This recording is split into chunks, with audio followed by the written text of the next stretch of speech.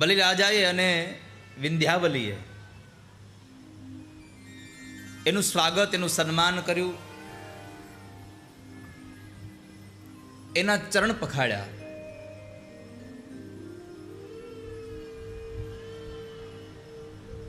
અને ત્યારબાદ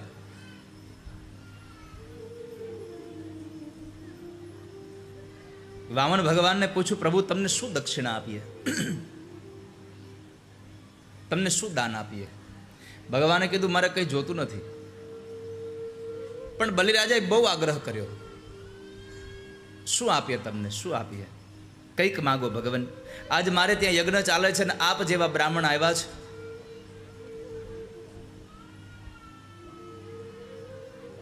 કંઈક આપ માગી લો મારી પાસે.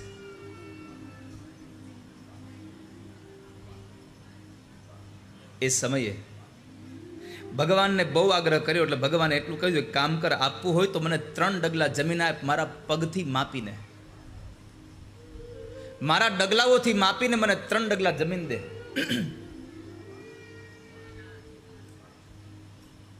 બલિરાજા કહે છે કે બાપજી, તમને તો માગતા નથી આવડતું, તમે હજી નાના છો, કંઈક સારું માગો, કંઈક બીજું માગો. તમે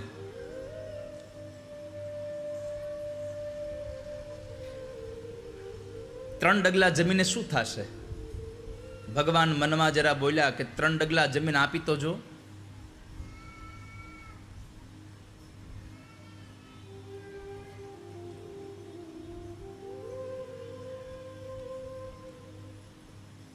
મારે બીજું કશું જોઈતું નથી રાજા. અને એ સમયે બલિરાજાએ કીધું કે કાંઈ બંધ, તમે 3 ડગલા જમીન લઈ લો. પણ આ બંનેનો સંવાદ સાંભળીને શુક્રાચાર્ય મહારાજને એમ થયું કે આમાં કંઈક ભેદ છે, કંઈક આમાં શંકા જઈ રહી છે. એટલે એમણે તરત જ આંખો બંધ કરીને પોતાની સાધનાને લઈને જ્યાં જુએ છે તો ખબર પડી કે આ તો કોઈ નાનો બાળક નથી, આ તો સ્વયં વૈકુંઠવાળા ભગવાન નારાયણ છે. આ બલિરાજાને છેતરવા આવ્યા છે. શુક્રાચાર્ય મહારાજે કહ્યું બલિને, બલિ આને કઈ દાન આપતો નહીં, કારણ કે આ બીજો કોઈ નહીં, આ સ્વયં વિષ્ણુ આવ્યા છે. બલિરાજાએ બહુ સરસ વાત કરી, બાપજી તો મારે દાન દેવું જ જોઈએ ને. કેમ? આજ દિવસ સુધી મારા આંગણે કોઈ યાચક આવ્યા હોય તો કદાચ સામાન્ય યાચક હશે, પણ આ અખિલ બ્રહ્માંડનો નાયક મારે ત્યાં યાચક બનીને આવે તો આના જેવો ભિક્ષુક હવે બીજી જિંદગીમાં ગોતવા જાવ તો મળે ક્યાં મને? આના જેવો યાચક મને ક્યાં મળે? અને આમ પણ દાન દેવાની વાત કરીને જો હું બદલી જાઉં તો નરકમાં મને જગ્યા ન મળે.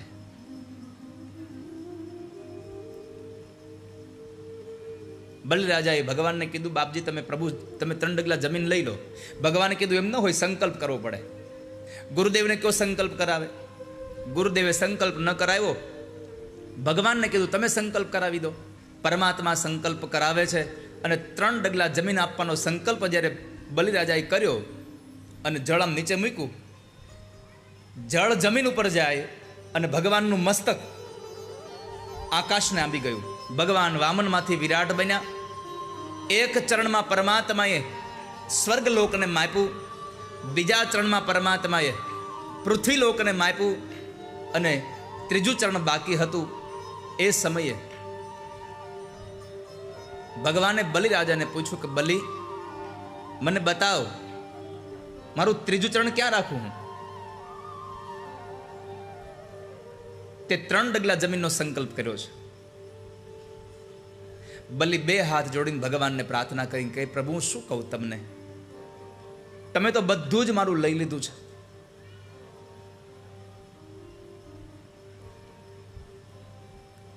તમે મારું બધું ભલે લઈ લીધું ભગવાન, પણ હજી હું કોઈનો થયો નથી.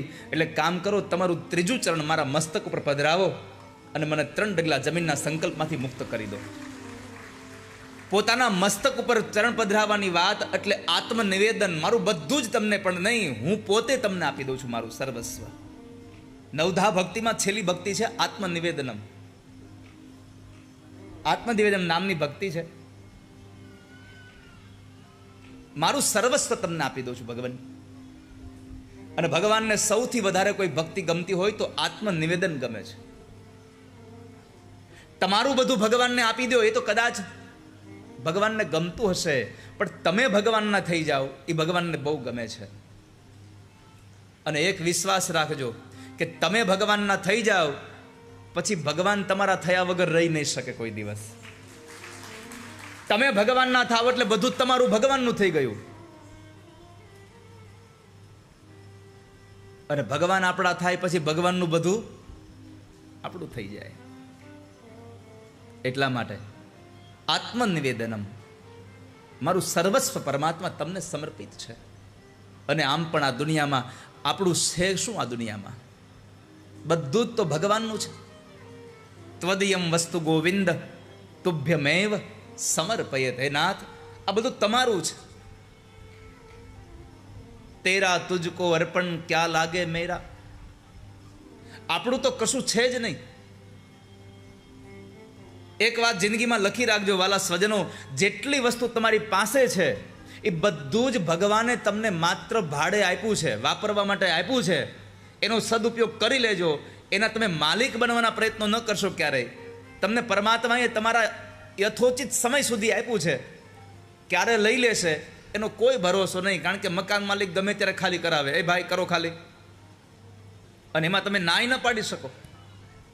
એટલે તમને સંપત્તિ મળી, તમને રૂપ મળ્યું, તમને બુદ્ધિ મળી, તમને ઐશ્વર્ય મળ્યું, જે કાંઈ મળ્યું છે બધું ભગવાને તમને પરમેનન્ટ નથી આપ્યું. આ બધું ટેમ્પરરી છે. ક્યારે વયું જાય નક્કી નથી. એટલે જ્યારે મળ્યું છે ત્યારે એનો સદુપયોગ કરી લઈએ. પરમાત્માએ એના મસ્તક ઉપર એનું ચરણ પધરાવી પાતાળમાં ઉતાર્યો. પણ ભગવાન રાજી બહુ થયા.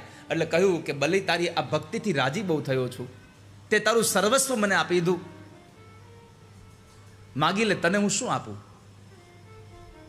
કારણ કે તમે ભગવાનને કશું આપો એટલે એ તમને આપ્યા વગર રહી જ ન શકે. કોઈનો ભાર ન રાખે મુરારી, વ્યાજ સહિત પાછું આપે વનમાળી. કશું જ રાખી ન શકે. પરમાત્માએ સામેથી પૂછ્યું, શું આપું તને? બલિરાજાએ કહ્યું, ભગવાન એક કામ કરો, તમારે આપવું હોય તો મને એવું આપી દો, જે પાતાળનું રાજ્ય તમે મને આપ્યું એ જ પાતાળના રાજ્યના તમે મારા દ્વારપાળ બનીને ઉભા રહ્યો ને મારી રક્ષા કરો ઉભા ઉભા અહીંયા. ભગવાનને જ માગી લીધા. ભગવાન ત્યાં દ્વારપાળ બનીને રોકાયા. આ બાજુ લક્ષ્મીજીએ નારદજીને પૂછ્યું કે નારદ, ભગવાન ગયા હજી આવ્યા નહીં? નારદે કીધું, હવે આવશે નહીં. કેમ? તો કે તમારા ઘરવાળા નોકરીએ રહી ગયા છે. અરે પણ એને નોકરી કરવી પડે? તો કે તમારા ખર્ચા પોહાવા જોઈએ ને.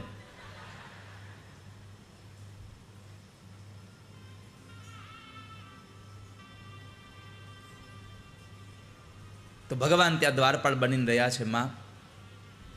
પણ ત્યાંથી છોડાવવા હોય તો ભગવાનને, તો કહે કામ કરો, બલિરાજાને બેન નથી, તમે જીવની માનેલી બેન બનો ને તમે એને પોતાનો ભાઈ બનાવો અને એના હાથે તમે રાખડી બાંધવા જાઓ. અને એ રાખડી બાંધવાના બદલામાં તમને જો કહે કે બેન તને જે જોતું એ માગી લે, અને તમે ભગવાનને માગો તો ભગવાન મળે એમ છે, બાકી ભગવાન નથી છૂટે એમ નથી. હવે લક્ષ્મીજી આવે છે, બલિરાજાને પોતાનો ભાઈ માની એને રાખડી બાંધે છે. રાખડી બાંધી એટલે બલિરાજાએ સ્વાભાવિક કીધું કે બેન તમને શું આપું હું? આ દુનિયામાં કોઈ સંસારની બેન એવી નથી કે પોતાના ભાઈને રાખડીના બદલામાં કશું પોતાના ભાઈની સંપત્તિમાં પોતાની નજર હોય. અને જો રાખડી બાંધવાના સમયે એને સંપત્તિ તમારી જોતી હોય તો જ્યારે લગ્ન કરીને જાય છે ત્યારે એક અંગૂઠાનું નહીં 10 આંગળાના નિશાન દઈને જાય છે કે તારા સંપત્તિમાં મારો કોઈ હક નથી આજથી. જોઈને સંપત્તિમાં જ ભૂખ હોત તો એ તમને દઈને ન ગઈ હોત. આ દુનિયામાં બહુ એવા ઓછા કેસ જોવા મળ્યા છે કે જ્યાં ભાઈની સંપત્તિમાં બેને ભાગ પડાયો હોય. નકર જેટલો હક ભાઈનો એટલી જ સંપત્તિમાં હક બેનનો હોય છે. પણ ભારત વર્ષની આ ભાઈ અને બહેનના પવિત્ર સંબંધની એ ગરિમા જળવાઈ રહી છે કે કોઈ પણ બેન ગમે તેટલી સાસરિયામાં દુઃખી હોય તો એમ નથી કીધું કે મને પણ મારો ભાગ આપી દે. બધું જ પોતાના ભાઈને આપી અને નીકળી જાય છે. આ બંને વચ્ચેના પ્રેમની વાતો તો શું કરીએ આપણે. લગ્ન કરી અને પોતે સાસરે જાય દીકરી, અનાજ ખાય પોતાના પતિનું, પોતાના જીવન જરૂરિયાતની વસ્તુઓ માટે ખર્ચ કરે પોતાના પતિના પૈસાનો. પણ પાણીની હેલ ભરીને આવતી હોય દીકરી અને પગમાં ઠેસ આવે અને અંગૂઠામાં લોહી નીકળે તો મોઢામાંથી પહેલો વહેલો શબ્દ નીકળે, ખમા મારા વીરાને. આ બે સંબંધ એવા છે કે જેને આપણે શબ્દોથી ક્યારેય ગાઈ જ ન શકીએ.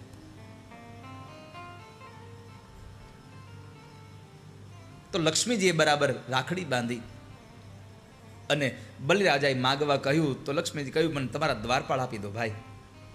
અરે બેન માગ્યા ને દ્વારપાળ માગ્યા, બીજું કંઈક માગો. ત્યારે લક્ષ્મીજીએ કહ્યું કે ભાઈ તારા માટે દ્વારપાળ છે પણ મારા માટે મારું સર્વસ્વ છે, મારા પતિદેવ છે, મારા ભગવાન છે, તું એને છોડી દે અહીંયાથી. અને પછી બલિરાજાએ ભગવાનને પોતાના બેન લક્ષ્મી સાથે છોડ્યા અને મોકલે છે. ત્યારે ભગવાને ફરી પાછું પૂછ્યું કે બલિ શું જોઈએ છે, માગી લે.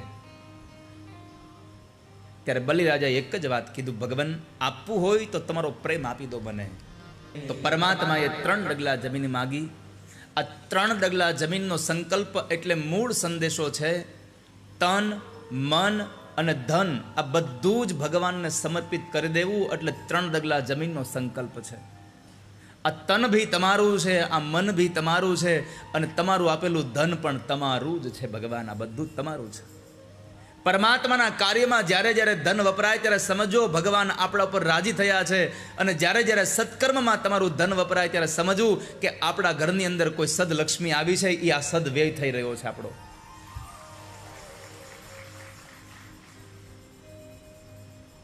તમારા જીવન જરૂરિયાત માટે જે કાંઈ પૈસો, જે કાંઈ સંપત્તિ વપરાય એ તમારા ઘરની લક્ષ્મી છે. તમારા દારૂખાનામાં, તમારા દવાખાનામાં, તમારા કોર્ટ કચેરીમાં જાય છે જે પૈસાઓ, એ બધાય તમારો પૈસો વપરાઈ રહ્યો છે. કોર્ટ અને દવાખાનામાં જાય તમારા પૈસા છે, તમારા જીવન જરૂરિયાતની વસ્તુઓ માટે જે વપરાય એ તમારી લક્ષ્મી છે. પણ આવા માંડવાઓ બંધાય ને આમાં તમારો 1 રૂપિયો પણ વપરાય તો સમજવું આપણા ઘરની સદલક્ષ્મી અહીંયા વપરાઈ રહી છે. આપણા ઘરની મહાલક્ષ્મી વપરાઈ રહી છે. આપણો 1 રૂપિયો સદલક્ષ્મી બને, ભગવાનના કામમાં વપરાય, ભગવાન માટે વપરાય, જેણે આપ્યું છે એના માટે વપરાય. આ કથામાં પણ કેટલા લોકોની આહુતિઓ છે.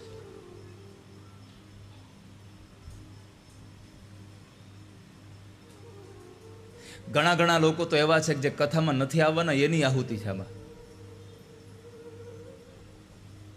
એવા તો કેટલાય મનોરથીઓ છે જે કથામાં આવવાના નહીં હોય અને કદાચ આવે તો એનું નામે નહીં લેવાનું હોય, કારણ કે હું ઓળખતો ન હોઉં એટલે નામે ન લેવાનું હોય. કેટલા એવા મનોરથીઓ, કેટલા દાતાઓ હશે.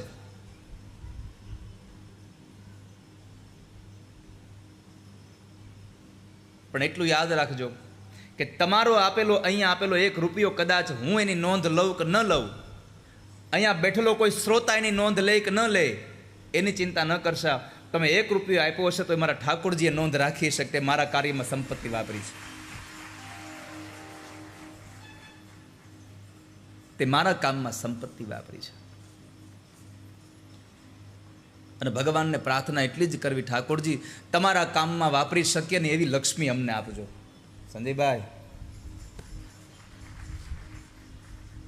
આજે શિલ્પાબેન, ઈલાબેન, આખો અમારો રાજાણી પરિવાર આજે અહીંયા આવ્યો છે. એકવાર એમને તાળીઓથી વધાવીએ. થોડા સમય પહેલાં જ હમણાં જાન્યુઆરી મહિનામાં મુંબઈમાં કથા થઈ અને આમ તમે બધાને ઓળખી શકો. ઉમરગામમાં ડોમ્સ પરિવાર છે આ બધો, એટલે તમે બધાને આ પરિવારે પણ એક નાની એવી આહુતિ આ યજ્ઞમાં નાખી છે, ઈલાબેનના બધા, એટલે એમને પણ એકવાર તાળીઓથી વધાવીએ.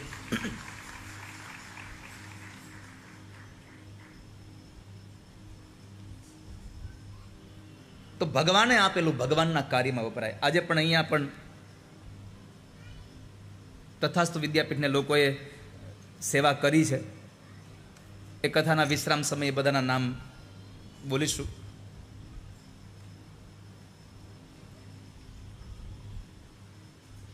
અષ્ટમ સ્કંદને વિશ્રામ કરી નવમ સ્કંદમાં પ્રવેશ કરાયો.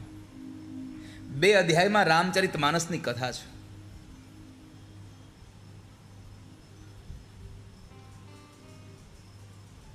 બે જ અધ્યાયમાં રામચરિત માનસ છે. મનુ મહારાજના દીકરા શરિયાતીની કથા, એની દીકરી સુકન્યા ચવન ઋષિ સાથે પરણાવ્યા. મનુ મહારાજના એક દીકરાનું નામ થયું નભગ, નભગમાંથી નાભાગ થયા. એક અમરીશ રાજાની કથા છે કે જેમણે ભગવાનના એકાદશીના વ્રત કર્યા અને પરમાત્માએ એનું સુદર્શન ચક્ર એની રક્ષા માટે આપી દીધું. કેટલું નિષ્ઠાથી વ્રત કર્યું છે એણે, કે જ્યારે ભગવાન એના પર રાજી થયા. આ સાથે મારે એટલું કહેવું છે તમને બધાને કે જે વ્રત કરો, ભલે વર્ષમાં એક જ દિવસ ઉપવાસ કરો, વર્ષમાં એક જ દિવસ વ્રત રાખો, પણ જે દિવસે વ્રત રાખો એ દિવસે તમારી નિષ્ઠા ચોક્કસ હોવી જોઈએ. એમાં બની શકે તો 12 મહિનાની 24 એકાદશીઓ આવી છે. આપણે કમસે કમ વર્ષમાં 24 એકાદશીઓનું આપણે વ્રત કરીએ, એક અંજવાળિયામાં ને એક અંધારિયામાં. પણ જે એકાદશીને વ્રત કરીએ એ દિવસે આપણે પૂર્ણ નિષ્ઠા સાથે કરીએ. નહીં તો ઘણા બધા 5 વાગ્યા સુધી 11 રે, 5 વાગ્યે શાકભાજી લેવા જાય તઈ જ એને પાણીપુરીમાં જીવ જાય એનો, અને પછી નિર્ણય કરે, મહાભીષ્મ પ્રતિજ્ઞા કરે કે હવે આપણે આવતી એકાદશી રહેશું, આજે આપણે પાણીપુરીથી એનું વ્રતોદ્યાપન કરીએ છીએ. પાણીપુરીથી વ્રતોદ્યાપન કરી નાખે. તો રામની કથાને પ્રારંભ કરીએ.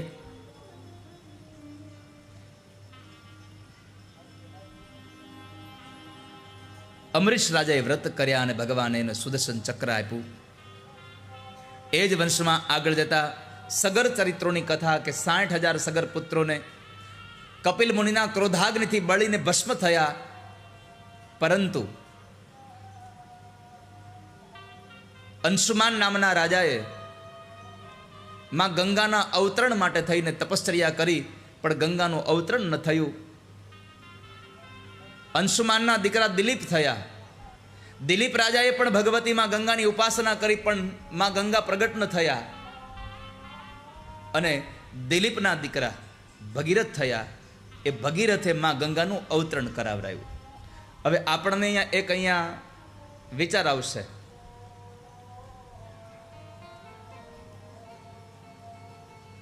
અંશુમાન ને દિલીપથી ગંગા અવતરણ ન થયું, ભગીરથથી થયું. પણ વાલા વૈષ્ણવો, અંશુમાન અને દિલીપનું કરેલું વ્રત નિષ્ફળ નથી ગયું હો.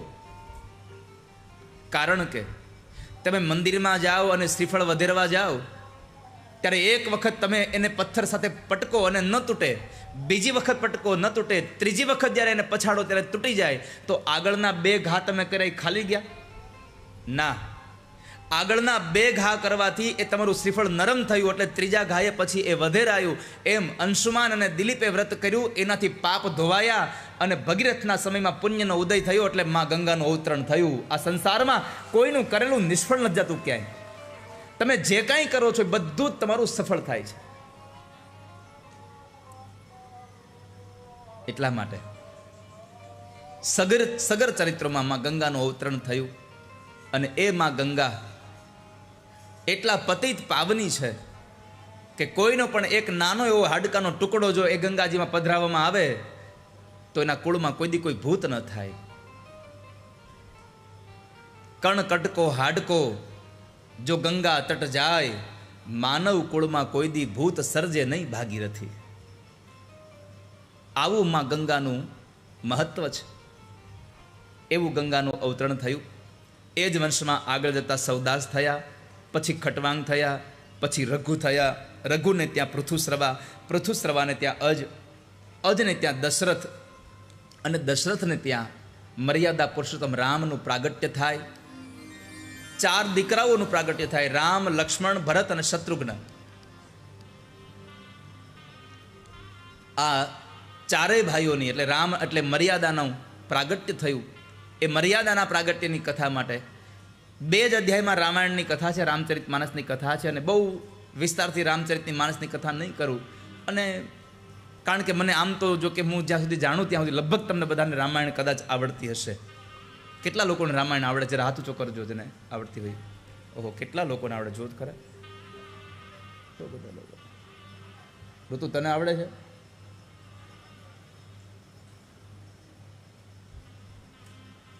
રામચરિત માનસની કથા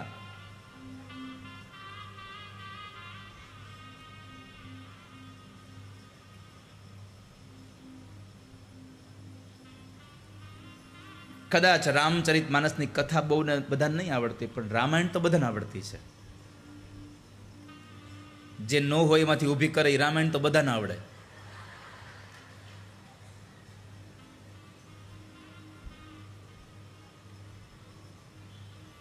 તો એ રામચરિત માનસ 2 અધ્યાયમાં છે, એટલે ગડબડ ગોટો ને પ્રભુ મોટો. અને આમે દક્ષિણા વગરની રામાયણ તો કેટલીક કરવી પછી.